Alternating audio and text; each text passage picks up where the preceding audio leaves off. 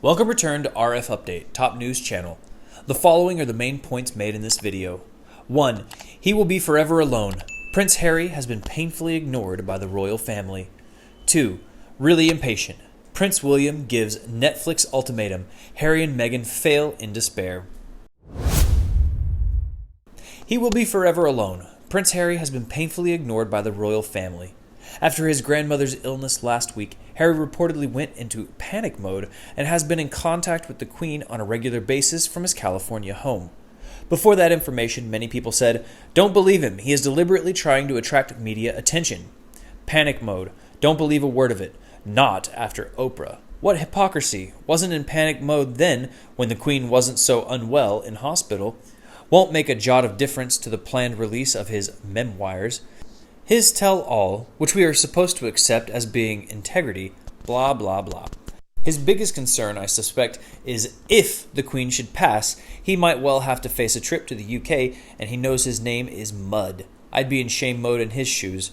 As the Queen recovers from her sickness, members of the royal family are apparently taking turns to visit her at Windsor Castle and keep her company on the phone, while Prince Harry is in Montecito feeling helpless. A royal insider claims that William and Kate have sent their children's beautiful cards and flowers. Many opinions say that hopeless Harry feels helpless. Maybe he should have thought of his grandmother's health and well-being before he allowed his ugly wife to trash her with his help and everything she held dear. Many people expressed that, "Dear Harry, it's not about you. It's about someone more important. Stop using the Queen's health as an excuse to play the victim and draw attention to yourself. What happened to that quest for privacy? All integrity and respect for you has been lost. Wallow in your lies and self-pity."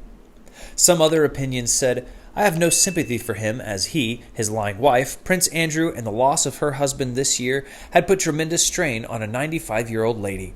In her remaining years, she does not deserve the way members of her family have acted, and those responsible should be ashamed of themselves. As for Harry, he should have thought about his actions before he stepped away and moved to the U.S., so he has no one to blame but himself. I have, and I imagine the majority of the British public couldn't care less about how he feels." Really impatient. Prince William gives Netflix ultimatum. Harry and Meghan fail in despair. The latest news said there will be a full episode of The Crown on Netflix devoted to Princess Diana's controversial interview with BBC's Martin Bashir, leaving Prince William frustrated. Even though he said the interview holds no legitimacy, Prince William, Duke of Cambridge, is believed to be quite angered by Netflix's decision to include a complete episode on Princess Diana's horrifying BBC Panorama sit-down in the upcoming series of The Crown. According to a review by RF Update, "We need to stop this. It's a bit risky of Netflix to upset the future King of England and side with his lying, dishonest brother. That move might come back to disadvantage them in the future. Foolish decision."